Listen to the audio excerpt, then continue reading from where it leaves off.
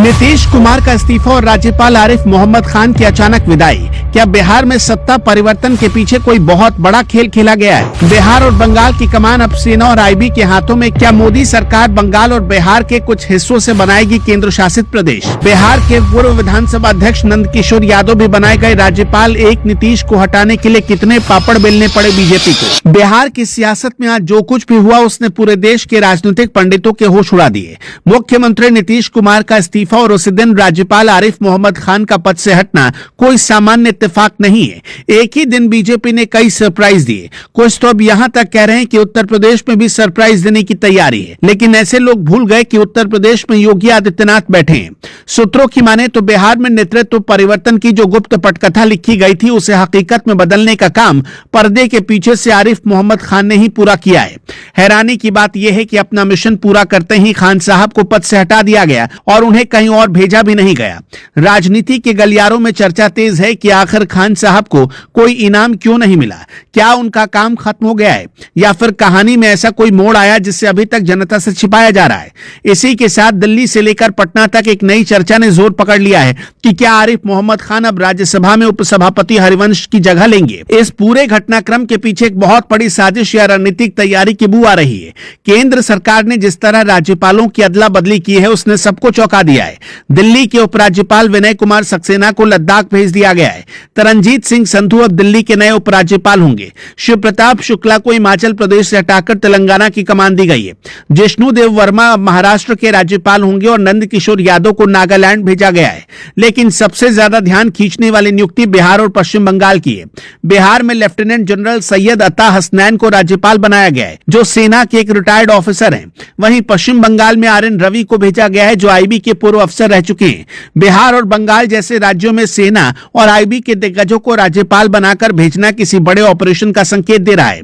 किरण रिजिजू का वो हालिया बयान याद कीजिए जिसमें उन्होंने कहा था कि आने वाले समय में कुछ विशेष बिल पेश किए जा सकते हैं। अब सवाल ये उठता है कि क्या बिहार और बंगाल के बीच कुछ संवेदनशील क्षेत्रों को केंद्र शासित प्रदेश यानी यूटी बनाने की तैयारी चल रही है? क्या राष्ट्रीय सुरक्षा के नाम पर इन इलाकों की कमान सीधे केंद्र अपने हाथों में लेने वाला है? सीमावर्ती इलाकों में बढ़ती चुनौतियों को देखते हुए यह कदम उठाना केंद्र की बड़ी रणनीति का हिस्सा हो सकता है। इसी वजह से इन दोनों राज्यों में प्रशासनिक अनुभव वाले लोगों की जगह सुरक्षा और खुफिया तंत्र के विशेषज्ञों को बिठाया गया। नीतीश कुमार का इस्तीफा और उसी तारीख को राज्यपालों का फेरबदल एक सोची समझी रणनीति की तरफ इशारा करता है। आरिफ मोहम्मद खान को कहीं और नहीं भेजना दो ही परिस्थितियों की तरफ इशारा करता है। पहली ये कि आरिफ खान साहब जिस खास मिशन के लिए बिहार भेजे गए थे वो उन्होंने पूरी तरह निपटा लिया, यानी नीतीश कुमार को गद्दी से हटाने या उन्हें राज्यसभा भेजने का रास्ता साफ करना ही उनका मुख्य काम था। दूसरी परिस्थिति यह हो सकती है कि वो अपने टास्क में विफल रहे हों, लेकिन नीतीश का हटना इस बात को झुठला देता है। अगर खान साहब सफल हुए हैं तो निश्चित तौर पर उनके लिए दिल्ली के दरबार में कोई बहुत बड़ी भूमिका तय कर ली गई है। इधर बिहार की राजनीति में जातिगत समीकरणों को साधने के लिए बीजेपी ने अपनी चाल चली। पार्टी ने यादव चेहरे नंद किशोर यादव को राज्यपाल बनाकर पिछड़ों को संदेश दे दिया। वहीं दलित चेहरे शिवेश कुमार को राज्यसभा का टिकट देकर एक और बड़े वर्ग को अपने पाले में कर लिया। और सबसे बड़ा सवाल मुख्यमंत्री की कुर्सी को लेकर फंसा हुआ है। चूंकि नीतीश कुमार अति पिछड़ा वर्ग से आते थे और अब वो हट चुके हैं तो इस वर्ग की दावेदारी सबसे मजबूत मानी जा रही है।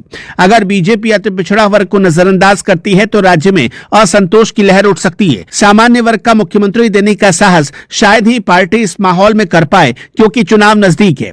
बिहार की सत्ता का ये खेल अब सिर्फ कुर्सी तक सीमित नहीं रह गया। ये मामला अब राष्ट्रीय सुरक्षा और बड़े संवैधानिक बदलावों की तरफ मुड़ चुका है। सेना के रिटायर्ड जनरल का बिहार के राजभवन में आना साफ बताता है कि आने वाले दिनों में कुछ बहुत बड़ा और कड़ा फैसला होने जा रहा है।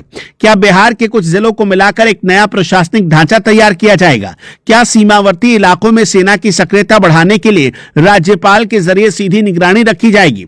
ये सस्पेंस अब धीरे धीरे गहराता जा रहा है और दिल्ली की खामोशी इस तूफान के आने का संकेत दे रही है। नीतीश कुमार का राज्यसभा जाना और आरिफ मोहम्मद खान का अचानक हटना एक युग के अंत और नए अध्याय की शुरुआत की तरह है। पर्दे के पीछे की ये पटकथा किसने लिखी और इसके असली सूत्रधार कौन है, ये लगभग साफ हो चुका है। बिहार अब एक ऐसे बदलाव की दहलीज पर खड़ा है जिसकी कल्पना शायद किसी ने नहीं की थी। सत्ता परिवर्तन के साथ साथ प्रशासनिक बदलाव की जो सुपुगाहट है उसने पूरे विपक्ष की नींद उड़ा रखी है। आने वाले कुछ हफ्ते बिहार और बंगाल की राजनीति के लिए बेहद विस्फोटक होने वाले हैं। आपका क्या मानना है, हमें कमेंट में जरूर बताइएगा।